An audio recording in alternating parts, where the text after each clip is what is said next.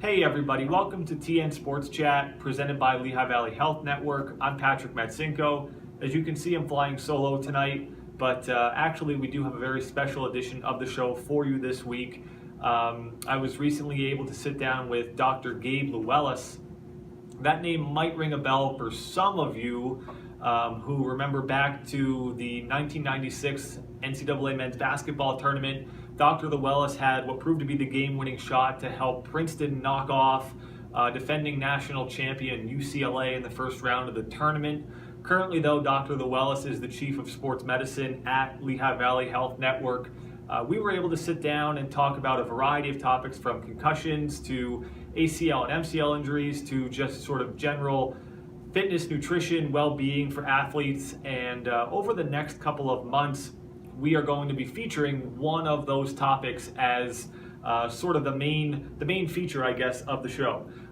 This week, it's going to be about concussions, obviously, which are very prominent across all levels of sports. So I really do hope that you enjoy the discussion that we were able to have about concussions, whether it's how they affect athletes, parents, coaches, and just education on the topic. Obviously, it's very prominent in sports right now, certainly something that there's more awareness, I think, than ever as far as concussions are concerned in all sports. And it's certainly something that I enjoyed being able to sit down and talk to him about that and just learn a little bit more. Obviously, he has a great deal of knowledge and experience, and it was very eye-opening for me, and I hope it is for you as well. We will be back with our regularly scheduled programming, if you will, next week to kind of touch on all matters across high school sports, and we'll kind of dive back into it next week. But for now, I really do hope that you enjoy the first of 3 conversations I was able to have with Dr. Lewullis of Lehigh Valley Health Network. Hello everyone, this is Patrick Matsinko. I'm here at Lehigh Valley Health Network Cedar Crest campus with Dr. Lewullis. Doctor, thank you very much for taking the time to join me. I appreciate it. Sure thing, thank you. I mean, this is obviously something, this is a partnership that we're very excited about. We're happy to have you guys on board, helping us, kind of sponsoring us and being a part of this. And I know that you have quite a background in athletics, and if you just want to kind of tell people a little bit about yourself and just sort of a little bit about your background. Sure. I'm a native of the Lehigh Valley. Grew up in Allentown, Pennsylvania. I played a little bit of basketball in the area, and then after high school I was fortunate enough to play basketball at Princeton University. Played all 4 years there, played a little bit of professional basketball overseas and some semi-pro teams here. And then after I decided I had to grow up a little bit, decided to go to medical school. After that, I went into orthopedic surgery and decided to do a fellowship in sports medicine. That's awesome. So that's a total of 6 years after medical school training. And I moved back home to my hometown around 16 months ago, and I'm really excited to be back here. And what exactly do you do? I know it's kind of, I'm sure, a very loaded question, but what exactly do you do here at the hospital? Sure. Well, I'm the director of sports medicine for Lehigh Valley Hospital Health Network. So outside of just practicing as an orthopedic surgeon with a sports medicine background, I also help coordinate some of the care with the athletic trainers, the rehabilitation, pre-surgery, post-surgery, as well as sports performance, and then also the non-operative sports medicine specialists that we have. I work with them as well as the orthopedic sports medicine specialists, kind of getting us a team and with the focus of getting our athletes that are injured back to play. And that's obviously, I mean, thinking about, for us from a reporter standpoint, from a sports standpoint, that's such a big part of, unfortunately, sports and, everything that we cover is that injuries occur. And that's, and that's something that is a part of it. But we know that obviously with the work that you guys do and trainers and everybody that we have that is out at each event, it's preventative, and you're also, there to, and you're there to try to help them kind of get back to 100% as soon as possible. Yes, the important balance as a sports medicine doctor is getting the athletes back to play, but also in a safe manner, and knowing that delicate balance of, is it too long of a rehab, too short of a rehab? There's a little bit of a science to that, but there's also an art to it as well. And I know you're also an Eagles fan, so kind of thinking of coming off the heels of a big win Sunday against the Vikings. I'm a Patriots fan, so certainly an interesting dynamic for us right now. But obviously to think about that both of those games and obviously the Super Bowl coming up. Again, just like high school sports, injuries occur, Yes. and I think something that's been very prominent with football and all sports has been concussions. And you see it every week. You saw it again on Sunday. Thinking about, New England Patriots tight end Rob Gronkowski took a hit to the head, left that game early, didn't return. For you, from your experience, from what you see, what is a concussion and how is it diagnosed? Sure. Well, first, when you're on the sidelines of a football game, especially a high-level NFL game or college football game, even a high school football game, it's amazing how much collision there is and how much impact there is. And I'm amazed that people aren't breaking their bones every play. Yeah. The last 10, 15 years, the focus on concussion management and the diagnosis of it is definitely an important one that orthopedic sports medicine as well as non-operative sports medicine and the neurologists in the field have been working on. But getting back to your original question is, what is a concussion? A concussion is a transient injury to the brain, and it often involves a collision where the brain is a soft material and there's fluid in there. The skull, which protects our brain, is a hard material, and when that concussion occurs, the brain often will float in that fluid and hit the side of the skull and cause damage to the brain. What is a typical recovery period? Again, I'm sure it's case by case, but what is a typical kind of recovery length for someone that suffers a concussion? Sure. Well, the first thing to note is if you are diagnosed with concussion, return to play is pretty much contraindicated, so you shouldn't return that day to return to play. You need to be monitored for your symptoms.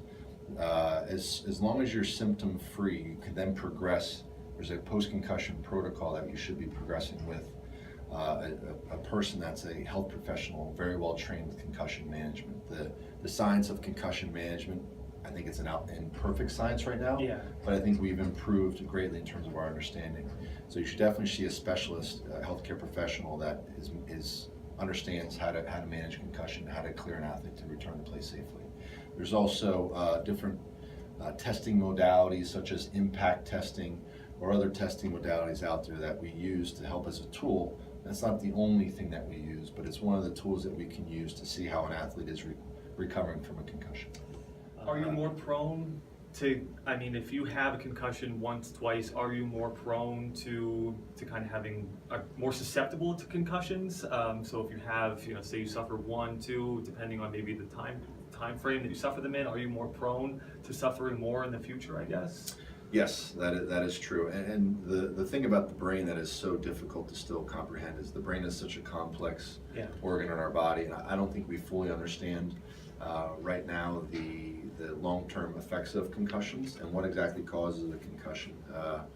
Last week there was a big article that came out saying that it's not concussions that cause the CTE or chronic traumatic encephalopathy, but it's little impacts repetitively. So that's another thing that the specialists in the field have to look at. And just for you, is there any one instance of just kind of thinking about a treatment method or just anything that you see as being the biggest way, or just something that's, as far as being preventative moving forward? Is there, what do you see as being most preventative?